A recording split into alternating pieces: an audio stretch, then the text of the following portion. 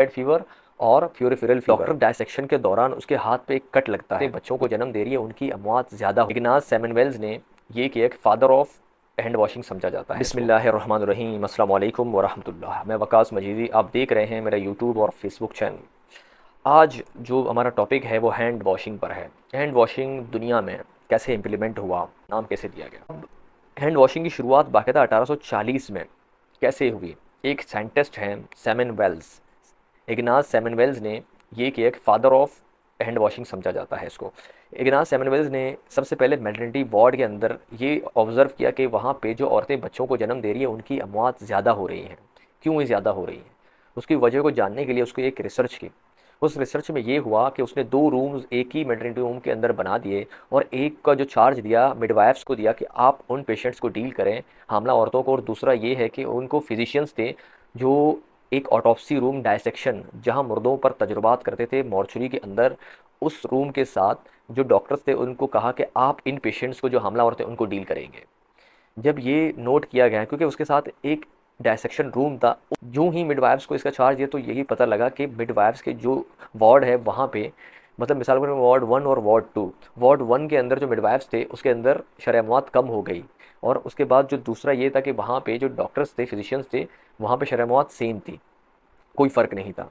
उसके बाद ये होता है कि एक डॉक्टर डायसेक्शन के दौरान उसके हाथ पे एक कट लगता है, क्योंकि मुर्दे को कट करके उसके पार्ट्स के ऊपर तजुर्बात करते हैं तो उसके हाथ पे कट लगता है।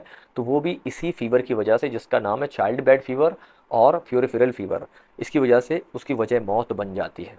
फिर उसके बाद जो साइंटिस्ट है वो एक टब लेता है और उसके अंदर पानी डाल देता है, क्लोरिनेटेड जो क्लोरीन है उसकी पानी डाल देता है, और यही इम्प्लीमेंट कर देता है कि जो डॉक्टर्स हैं यहाँ से निकल के हमला औरतों के पास जा रहे हैं उनको बच्चा डिलीवर कराने के लिए, बच्चों के जन्म का जो प्रोसेस है, प्रोसीजर है, उससे पहले इनको यहाँ पे हाथ धोना है, यहाँ पाँव हाथों को उसके अंदर डालना है।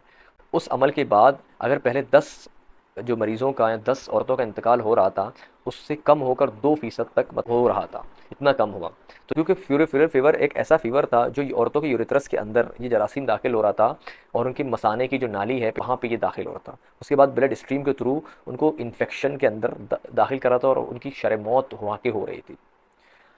अब ये वजह मौत थी। अब इसने यही अंदाज़ा लगाया कि वाकई जो है हैंड वॉशिंग कितना इम्प्लीमेंट है, और उस साइंटिस्ट को लोगों के सख्त रवैयों का सामना भी करना पड़ा इस अमल के बाद। तो वो जो डॉक्टर्स थे वो मुतवस्सित तबके से थे, अमीर घरानों से थे, तो वो ये समझते रहे कि हम गंदगी को नहीं फैला रहे हैं, क्या हम इतने गंदे हैं कि हमारे जैसे लोग मर रहे हैं, क्योंकि उससे पहले कॉन्सेप्ट नहीं था। तो वो समझते थे कि मयास्मा या गंदी बदबू की वजह से या इस तरह की चीज़ों की वजह से लोगों की अमवात हो रही हैं, या जो है बदरूहों की वजह से हो रही हैं। और वहाँ से उसकी जॉब भी ले ली गई, उसको निकाल दिया गया जॉब से उस साइंटिस्ट की। बाद में ये साइंटिस्ट एक कसम परसी की ज़िंदगी के साथ किसी मेंटल हॉस्पिटल के अंदर ज़िंदगी गुजारते हैं और 47 साल की उम्र में उसका इंतकाल हो जाता है। तो ये वो दास्तान है जिन लोगों ने कुर्बानियाँ दी हैं मेडिकल फील्ड में। ये तो 1840 मतलब 180 साल पहले की बातें हैं, 1846। फिर उसके बाद दौर जदीद ने अपनी बाकायदा करामात दिखाए और लोगों को पता लगा कि बाकी ऐसे जरासीम हैं जो इंसान टू इंसान, ह्यूमन टू ह्यूमन मुंतकिल हो रहे हैं, जो कम्युनिकल डिसीज़ हैं, जो ऐसे जरासीम है जो इंसानी आंखों से देखना नामुमकिन है, उनको खुर्दबीन या दूरबीन के ज़रिए से देखते हैं, माइक्रोस्कोप या इलेक्ट्रॉनिक माइक्रोस्कोप से उनको देखा जा सकता है।